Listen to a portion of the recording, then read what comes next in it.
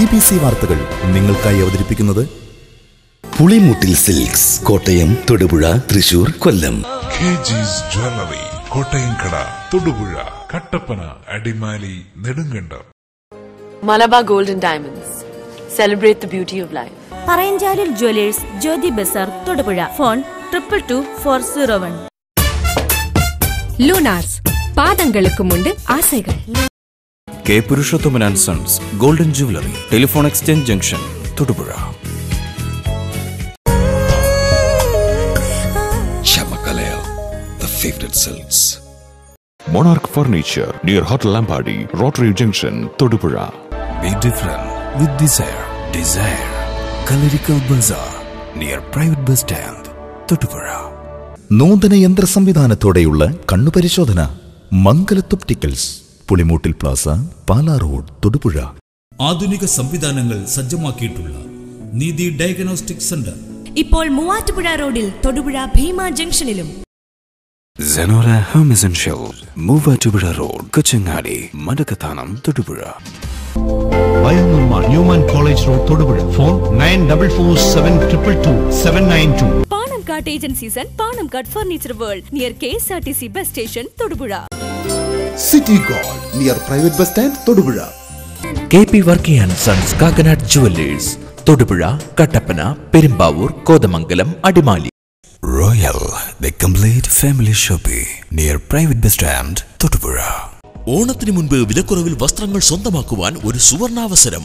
Seemas wedding collections, Pala road, Thodupuzha. Authorized Tally Training Institute, Computer Park, Pala road, Thodupuzha. Kalyan silks youth festival, ലക്ഷക്കണക്കിന് ശ്രേണികൾ, 500-ലധികം youth ബ്രാൻഡുകൾ.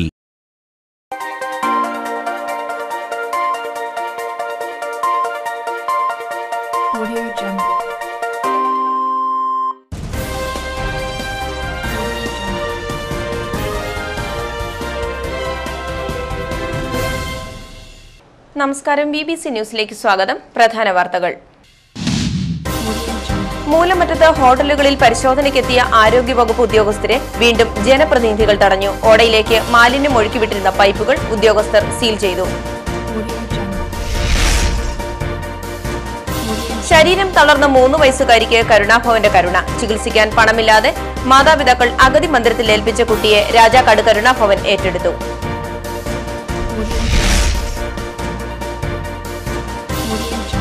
രണ്ടാനമ്മയുടെയും പിതാവിന്റെയും ക്രൂരപീഡനത്തെ തുടർന്ന് ചികിത്സയിൽ കഴിയുന്ന കുഞ്ഞു ഷെറീഫിനെ കാണാൻ നടൻ മമ്മൂട്ടി എത്തി.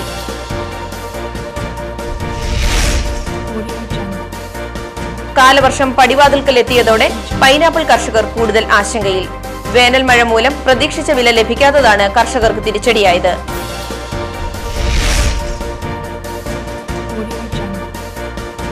തൊടുപുഴയിൽ നടക്കുന്ന ഇടുക്കി ജില്ലാ പുസ്തകോത്സവത്തിൽ കവിയരങ്ങ് നടന്നു. കവി സെബാസ്റ്റ്യൻ ഉദ്ഘാടനം ചെയ്തു.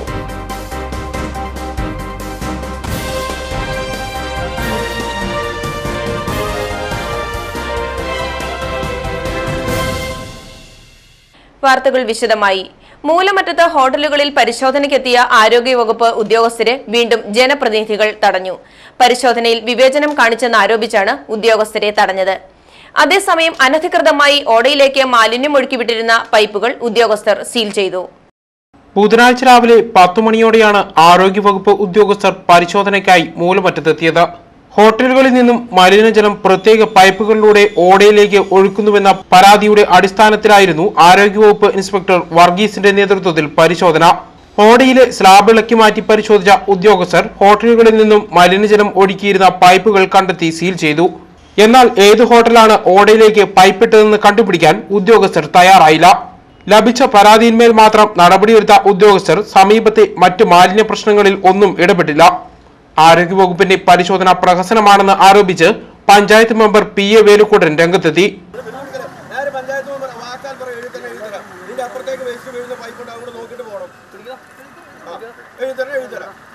അതല്ല, നിങ്ങളിവിടെ വന്ന് നോക്കി ഒരു പരാതി ആരെങ്കിലും പറഞ്ഞതിന് പരാതി നോക്കി അത് ക്ലോസ് ചെയ്ത് വെച്ചിട്ട് ഏകദേശം ഇതിൽ കൂടെ വേസ്റ്റ് വീഴുന്നുണ്ടെന്നുള്ള കണ്ടറിയാം. ഇപ്പൊ എവിടെ നിന്ന് വരുന്നത് പോലും നമ്മൾ കണ്ടെത്തിയില്ല. അത് നിങ്ങൾ ക്ലോസ് ചെയ്ത് നോക്കെ, നിങ്ങൾ ക്ലോസ് ചെയ്തു. അതിന്റെ അപ്പുറത്തേക്കുള്ള ബാക്കിയുള്ള കാര്യമോ ഇതാരും നോക്കും. ഇത് നോക്കണ ഡ്യൂട്ടി നിങ്ങളുടെ അല്ലേ? ഞാൻ പഞ്ചായത്ത് മെമ്പർ അതുകൊണ്ടാണ് പറയുന്നത്. അത് നോക്കണം, നോക്കിയിട്ടാണ് പോകേണ്ടത്. അതതിൻ്റെ ഒരു മര്യാദ. അങ്ങേറ്റം മുതൽ ഇപ്പോഴും വേസ്റ്റ് വരുന്നില്ലേ? നിങ്ങൾ വരുമ്പോൾ ഏകാലും ക്ലോസ് ചെയ്യണോ തന്നെ അത് ക്ലോസ് ചെയ്തിട്ടുണ്ട്. അതുകൊണ്ട് ഇവിടെ സംഭവം നടന്നത്. ഏറ്റവും അധികം ആരോഗ്യ പ്രശ്നങ്ങളും ഡെങ്കിപ്പനിയും റിപ്പോർട്ട് ചെയ്ത പഞ്ചായത്തിൽ ജനങ്ങളുടെ ആരോഗ്യ സുരക്ഷയിൽ പഞ്ചായത്ത് പരാജയപ്പെട്ടെന്ന് മെമ്പർ PA വേലുക്കുട്ടൻ ആരോപിച്ചു. കേരളത്തിൽ ഏറ്റവും അധികം മാറാരോഗങ്ങൾ പിടിപെട്ടിട്ടുള്ള ഒരു പഞ്ചായത്താണ് അറക്കുളം ഗ്രാമപഞ്ചായത്ത്. ഈ പഞ്ചായത്തിലെ മാലിന്യ സംസ്കരണ കാര്യത്തിൽ വളരെ പിന്നോക്കമാണ് എന്നതാണ് ഇതിൻ്റെ അടിസ്ഥാന കാരണം. ഇവിടുത്തെ കടകളിൽ നിന്നുള്ള മാലിന്യങ്ങൾ തോട്ടിലേക്ക് ഒഴുകുന്നുണ്ട് എന്ന് മാത്രമല്ല, അതിനെ സംബന്ധിച്ച് ഈ മേഖലയിലെ കുടിവെള്ള സ്രോതസ്സുകളെല്ലാം തന്നെ മലിനമായിരിക്കുക. അറക്കുളത്തുള്ള പമ്പ് ഹൗസിലേക്ക് നേരിട്ട് ഈ മലിനജലമാണ് ഒഴുകിയെത്തുന്നത്. ഫിൽറ്റർ ചെയ്യാതെയാണ് മലിനജലം പമ്പ് ചെയ്ത് ഇവിടുത്തെ ജനങ്ങളെ കുടിപ്പിക്കുന്നത്. ഇത് തന്നെയാണ് ഇവിടുത്തെ ഏറ്റവും വലിയ ആരോഗ്യ പ്രശ്നം. ഇത് പരിഹരിക്കുന്നതിന് വേണ്ടി പഞ്ചായത്തിൻ്റെ ഭാഗത്തുനിന്ന് വേണ്ട നടപടിക്രമങ്ങൾ ഉണ്ടായിട്ടില്ല എന്ന് മാത്രമല്ല, ഇതിൻ്റെ പേരിൽ ആരോഗ്യവകുപ്പ് നടത്തുന്നത് പ്രഹസനം തന്നെയാണ്. കാരണം ഏതാനും ചില കടകളുടെ മുമ്പിലുള്ള സ്ലാബുകൾ മാത്രം മാറ്റി പരിശോധിക്കുകയും മറ്റുള്ള കടകളിൽ നിന്നുള്ള മാലിന്യങ്ങൾ പരിശോധിക്കാതെ ആരോഗ്യവകുപ്പ് നടത്തിയതൊരു പ്രഹസനമാണ്. അതുകൊണ്ട് പഞ്ചായത്തിൻ്റെ ഭാഗത്തുനിന്ന് എത്രയും പെട്ടെന്ന് ഇതിന് അടിയന്തരമായ നടപടി ഉണ്ടാകണം എന്നുള്ളതാണ് ഒരു പഞ്ചായത്ത് മെമ്പർ എന്നുള്ള ഇതിൽ എനിക്ക് പറയാനുള്ളത്. പരാതിയുടെ അടിസ്ഥാനത്തിലാണ് ഇപ്പോൾ പരിശോധന നടത്തിയതെന്നും തുടർന്നും പരിശോധനകൾ തുടരുമെന്നും ആരോഗ്യ ഇൻസ്പെക്ടർ വർഗീസ് പറഞ്ഞു. ജില്ലയിൽ ഏറ്റവും അധികം പകർച്ചവ്യാധികൾ റിപ്പോർട്ട് ചെയ്ത ഇവിടെ ഓടകളെല്ലാം മലിനമാണ്. മലിനമായ കുടിവെള്ളമാണ് ജനങ്ങൾക്ക് വിതരണം ചെയ്യുന്നതെന്നും ഇതാണ് ആരോഗ്യ പ്രശ്നങ്ങൾക്ക് കാരണമെന്നും ആരോപണമുണ്ട്. ഇതിനു മുമ്പും അറക്കുളം പഞ്ചായത്തിൽ പരിശോധനയ്ക്കെത്തിയ ആരോഗ്യ പ്രവർത്തകർ ജനപ്രതിനിധികളുടെയും മർച്ചന്റ് അസോസിയേഷന്റെയും നേതൃത്വത്തിൽ തടഞ്ഞത് വൻ പ്രതിഷേധങ്ങൾക്ക് ഇടയാക്കിയിരുന്നു. ഹോട്ടലുകളിലും വ്യാപാര സ്ഥാപനങ്ങളിലും പരിശോധന നടത്തിയതിൽ പ്രതിഷേധിച്ച് അറക്കുളത്ത് കടകളടച്ച് ഹർത്താലും നടത്തിയിരുന്നു. ജനങ്ങളുടെ ആരോഗ്യ സുരക്ഷയ്ക്ക് മുൻകൈ എടുക്കേണ്ടവർ തന്നെയാണ് അന്ന് ഉദ്യോഗസ്ഥരെ തടഞ്ഞുവെച്ചത്. ഈ സാഹചര്യത്തിലാണ് ലഭിച്ച പരാതിയുടെ അടിസ്ഥാനത്തിൽ മാത്രം നടപടി സ്വീകരിച്ച് ഉദ്യോഗസ്ഥർ സ്ഥലം വിട്ടത്. 26 വർഷങ്ങൾക്ക് മുമ്പ് വനവകുപ്പ് കയ്യേറിയ 2.5 ഏക്കർ ഭൂമി തിരികെ നൽകാൻ പട്ടിക ഗോത്രവർഗ കമ്മീഷൻ ഉത്തരവായതായി ഐക്യ malaria Mahasabha president CR Dileep Kumar വാർത്താ സമ്മേളനത്തിൽ അറിയിച്ചു.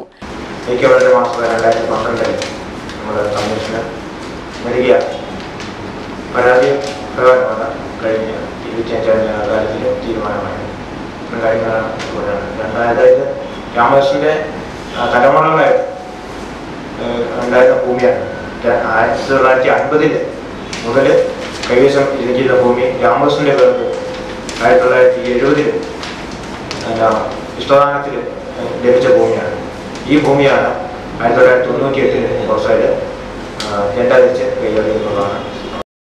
വണ്ണപ്പുറം മുള്ളരിങ്ങാട് കാവലുമറുകിൽ KK രാമകൃഷ്ണനാണ് വന അവകാശ നിയമപ്രകാരം ഭൂമി തിരികെ ലഭിക്കുന്നത്.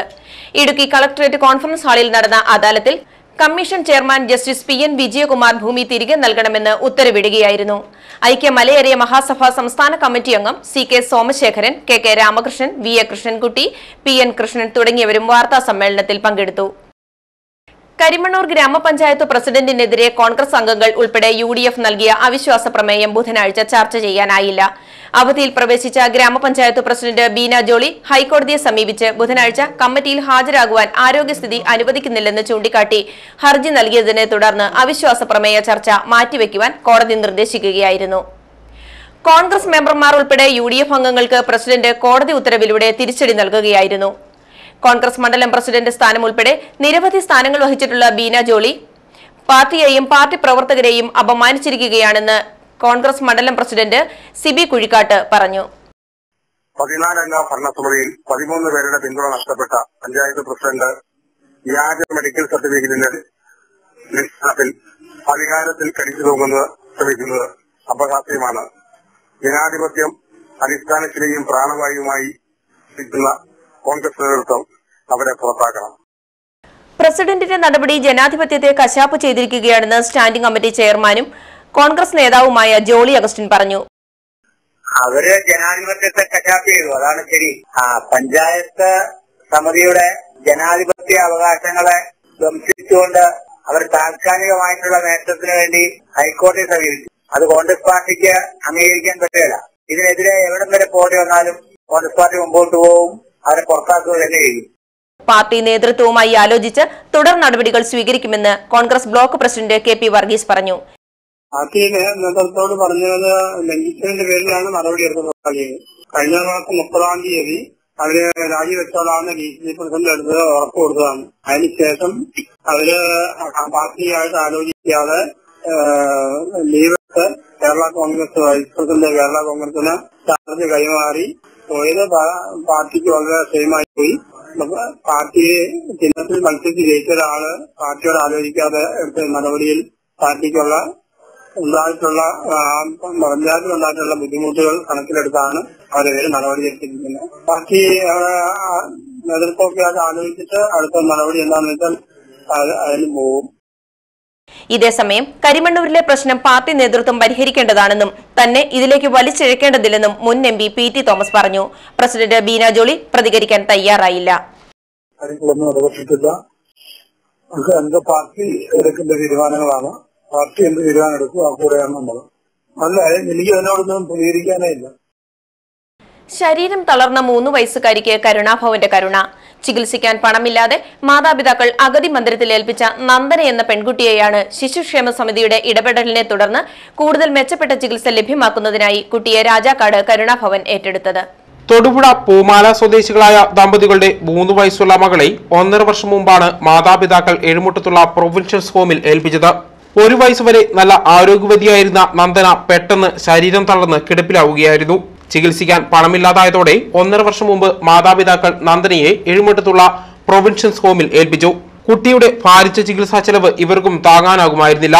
കോട്ടയം മെഡിക്കൽ കോളേജിലും കോലഞ്ചേരി മെഡിക്കൽ മിഷനുമെല്ലാം ചികിത്സ നടത്തിയെങ്കിലും ഭാരിച്ച തുക ചികിത്സയ്ക്കായി ആവശ്യം വന്നതോടെ ഇവർ പ്രതിസന്ധിയിലായി. ജില്ലാ ചൈൽഡ് പ്രൊട്ടക്ഷൻ യൂണിറ്റിന്റെ നേതൃത്വത്തിൽ കുട്ടിയുടെ സ്ഥിതി ബോധ്യപ്പെട്ട ശിശുക്ഷേമ സമിതി കുട്ടിയെ നേരിൽ കണ്ട് തുടർ സംരക്ഷണത്തിന് തയ്യാറായി വന്ന രാജാക്കോട്ടുള്ള കരുണാഭവൻ അധികൃതർക്ക് കൈമാറുകയായിരുന്നു. കുട്ടിക്ക് ഭേദപ്പെട്ട ചികിത്സയും തുടർ സംരക്ഷണവും ലഭ്യമാക്കുമെന്ന വ്യവസ്ഥയിലാണ് ശിശുക്ഷേമ സമിതി ജില്ലാ ചെയർമാൻ PG ഗോപാലകൃഷ്ണൻ നായരുടെ നേതൃത്വത്തിലുള്ള സംഘം കുട്ടിയെ കൈമാറിയത്.